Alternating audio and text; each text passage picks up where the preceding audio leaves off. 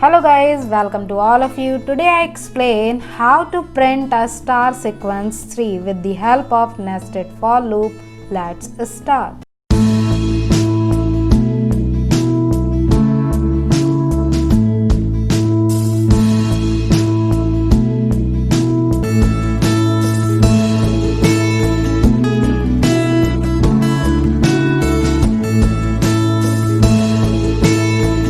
Let's start a program to print star sequence 3. आज हम third pattern print करेंगे. चलिए प्रोग्राम स्टार्ट करते हैं. सबसे पहले हेडर फाइल इंक्लूड कराते हैं. यहाँ पर include studio.h. Then second header file include करते हैं. यहाँ पर इंक्लूड conio.h. दोनों ही हेडर फाइल इंक्लूड करने के बाद में मेन मेथड चलाते हैं. यहाँ पर void main, then braces start करते हैं. ब्रैसेस स्टार्ट करने के बाद में इस पैटर्न को प्रिंट करने के लिए हमें 3 फॉर लूप की रिक्वायरमेंट होगी, जिसके लिए हमें 3 वेरिएबल्स चाहिए, जिसको हम डिक्लेयर कर लेते हैं. सबसे पहला वेरिएबल है i, सेकेंड वेरिएबल है j एंड थर्ड वेरिएबल हमारा है k. क्योंकि यहाँ पे हम 3 वेरिएबल ले रहे हैं और 3 फॉर लूप यूज़ करेंगे, नेस्टेड फॉर लूप.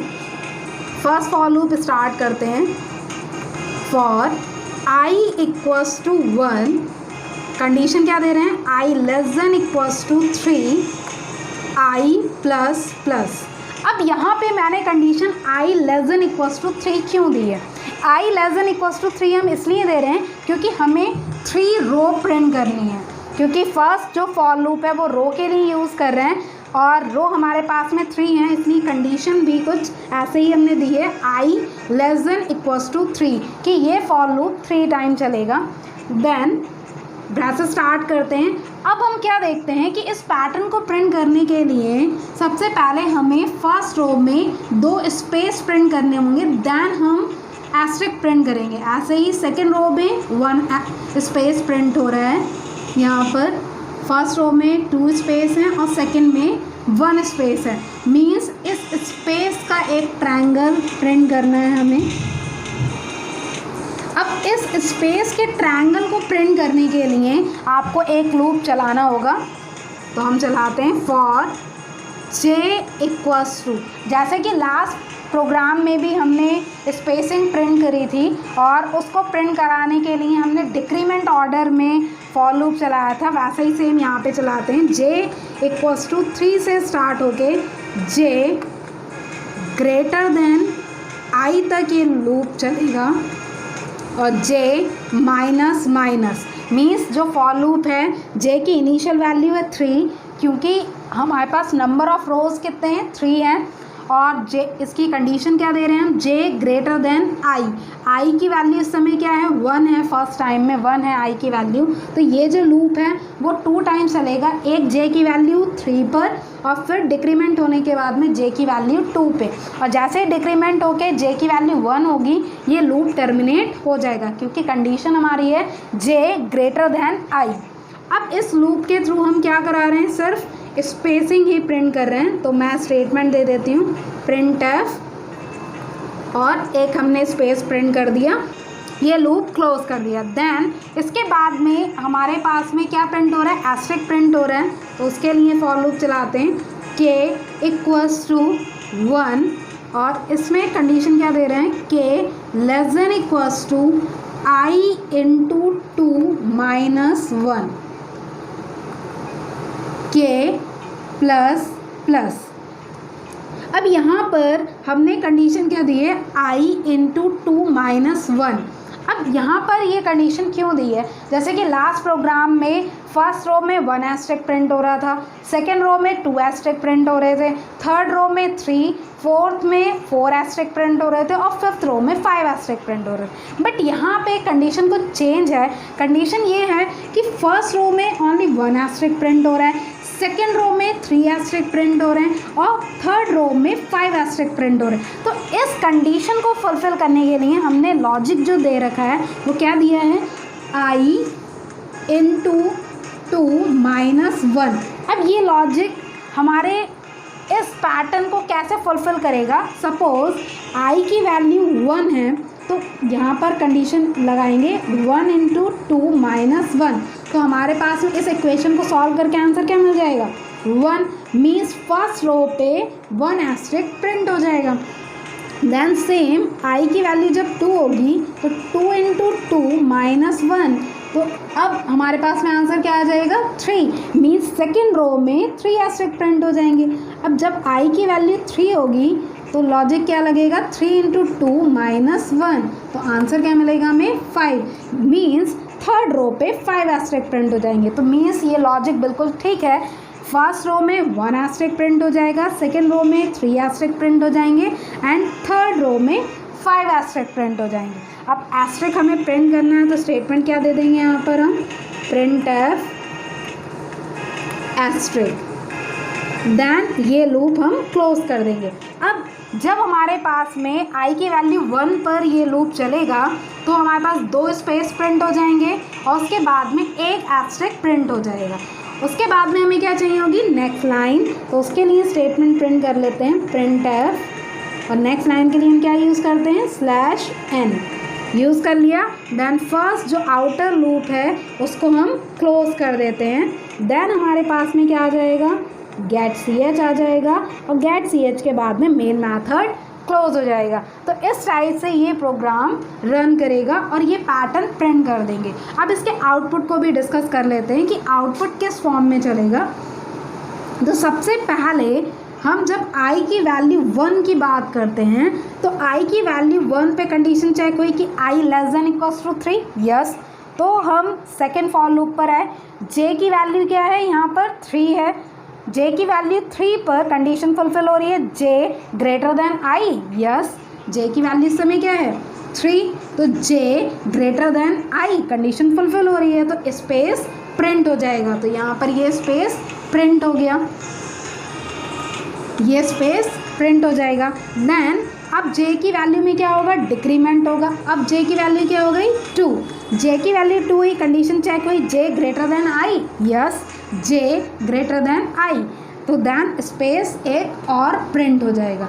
अब j की वैल्यू में डिक्रीमेंट हुआ, अब j की वैल्यू क्या हो गई 1, जैसे ही j की वैल्यू 1 हुई कंडीशन चेक हुई j greater than i, no, क्योंकि अब i की वैल्यू भी 1 है और j की वैल्यू भी 1 है, तो इस कंडीशन पे ये फुलफिल नहीं हुआ, तो हमारा ये वाला जो लूप है j वाला वो टर्मिनेट हुआ। अब हम नेक्स्ट लूप पे आए, नेक्स्ट लूप में k की वैल्यू क्या है 1, k की वैल्यू 1, तो चेक होगी condition k less than equals to i into 2 minus 1, i into 2 minus 1, क्या आंसर हमने क्या निकाला है यहाँ पर 1 निकाला हुआ है। तो कंडीशन क्या है कि k इक्वल्स टू 1 है और कंडीशन क्या चेक हो रही है k less than equals to 1, तो फुलफिल हो रही है कंडीशन। तो इस कंडीशन में ये एस्टेरिस्क हमारा प्रिंट हो जाएगा। अब k की वैल्यू में इंक्रीमेंट हुआ, k की वैल्यू क्या हुई 2, देन कंडीशन चेक होगी कि k less than equals to 1, तो ये कंडीशन फुलफिल नहीं होगी इस पर, तो ये वाला लूप भी हमारा क्या हो जाएगा टर्मिनेट हो जाएगा। नेक्स्ट लाइन मिलेगी हमें, नेक्स्ट लाइन के बाद में अब किस में इंक्रीमेंट होगा i की वैल्यू में इंक्रीमेंट होगा। अब i की वैल्यू क्या हो गई 2, कंडीशन चेक होगी कि i less than equals to 3, yes, i less than equals to 3। Then हम सेकेंड लूप पे आएंगे, यहाँ पर j की वैल्यू क्या है 3, अब वो चेक करेगा कि j greater than i, yes, j greater than i। अब इसके बाद में ये वाला जो स्पेस है वो यहाँ पर प्रिंट हो जाएगा। देन अब j की वैल्यू में क्या होगा डिक्रीमेंट होगा, अब j की वैल्यू क्या हो जाएगी 2, जैसे ही j की वैल्यू 2 होगी कंडीशन चेक होगी कि j greater than i, no, क्योंकि j और i की वैल्यू अब क्या हो गई इक्वल हो गई, तो कंडीशन फुलफिल नहीं हुई, तो ये लूप क्या हो जाएगा आपका टर्मिनेट हो जाएगा। अब देन नेक्स्ट लूप पे आएंगे, यहाँ पर k की वैल्यू क्या है आपकी 1 है। अब कंडीशन चेक होगी कि i इंटू 2 माइनस 1, तो हमने सेकेंड वाली कंडीशन पे यहाँ निकाल रखा है आंसर क्या है 3 है, तो means k less than equals to 3, yes, k less than equals to 3, तो यहाँ पर एक एस्टेरिस्क प्रिंट हो जाएगा। देन अब k की वैल्यू में क्या हुआ इंक्रीमेंट हुआ, अब दोबारा से कंडीशन चेक होगी कि k less than equals to 3, yes, then asterisk print कर देगा। देन के की वैल्यू में इंक्रीमेंट होगा। अब के की वैल्यू क्या हो गई 3। अब दोबारा से कंडीशन चेक होगी कि k less than equals to 3, yes, तो फिर से एस्ट्रिक प्रिंट हो जाएगा। अब के की वैल्यू में हुआ इंक्रीमेंट। अब के की वैल्यू क्या हो गई यहाँ पर 4। जैसे ही के की वैल्यू 4 हुई, कंडीशन चेक हुई कि k less than equals to 3, no, अब तो के की वैल्यू 3 से ज़्यादा हो गई, 4 हो गई, तो ये वाला जो लूप है वो टर्मिनेट हो जाएगा और हमें नेक्स्ट लाइन मिल जाएगी। अब देन हम आउटर वाले लूप पे आते हैं। अब आई की वैल्यू में क्या होगा, इंक्रीमेंट होगा। अब आई की वैल्यू क्या हो गई 3। जैसे ही आई की वैल्यू 3 हुई, कंडीशन चेक करते हैं कि i less than equals to 3, yes, 3 okay. Then हम सेकेंड लूप पे आएंगे तो j equals to 3, j equals to 3। अब कंडीशन चेक करेगा कि j less than i, no, क्योंकि j और i की वैल्यू क्या है 3 है, तो ये कंडीशन फुलफिल नहीं होगी, तो एक भी बार ये लूप यूज़ नहीं होगा और ये लूप टर्मिनेट हो जाएगा। मीन्स हमें यहाँ पर कोई भी स्पेसिंग नहीं मिलेगी। हम नेक्स्ट लूप पे आते हैं k वाले पे। अब यहाँ पर k की वैल्यू क्या है 1 है, k की वैल्यू 1 है। कंडीशन चेक करते हैं तो इस कंडीशन पे हमने ऑलरेडी आंसर निकाल रखा है। आंसर हमें क्या मिल रहा था, थर्ड रो पे 5 मिल रहा था, तो कंडीशन चेक होगी कि k less than equals to 5, yes, then हमारा एस्ट्रिक प्रिंट हो जाएगा। k की वैल्यू में इंक्रीमेंट होगा। अब k की वैल्यू क्या हो गई 2। कंडीशन चेक होगी k less than equals to 5, yes, then asterisk print हो जाएगा। देन इंक्रीमेंट होगा, k की वैल्यू हुई 3। अब कंडीशन चेक होगी कि k less than equals to 5, yes, then asterisk print हो जाएगा। इंक्रीमेंट हो गई, वैल्यू हुई 4। अब भी कंडीशन फुलफिल हो रही है, तब भी एस्ट्रिक प्रिंट हो जाएगा।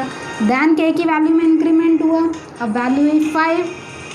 अभी भी कंडीशन फुलफिल हो रही है क्योंकि वैल्यू क्या है k less than equals to 5, asterisk print हो जाएगा। अब जैसे ही दोबारा इंक्रीमेंट होगा, अब वैल्यू k की हुई 6। अब 6 पर ये कंडीशन फुलफिल नहीं होगी क्योंकि कंडीशन किस पे फुलफिल हो रही थी, ओनली 5 तक फुलफिल हो रही थी। अब कोई एस्ट्रिक प्रिंट नहीं होगा और ये लूप आपका टर्मिनेट हो जाएगा और नेक्स्ट लाइन मिलेगी और i की वैल्यू में इंक्रीमेंट होगा। अब i की वैल्यू 4 होगी और कंडीशन चेक होगी तो i less than equals to 3।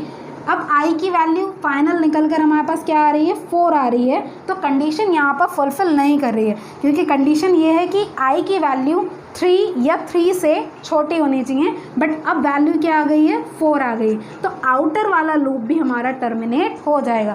तो जो हमारा फाइनल पैटर्न था वो हमें प्रिंट होकर मिल गया कि फर्स्ट रो में ओनली 1 एस्ट्रिक है, सेकेंड में 3 और थर्ड में 5 एस्ट्रिक प्रिंट हो चुके हैं।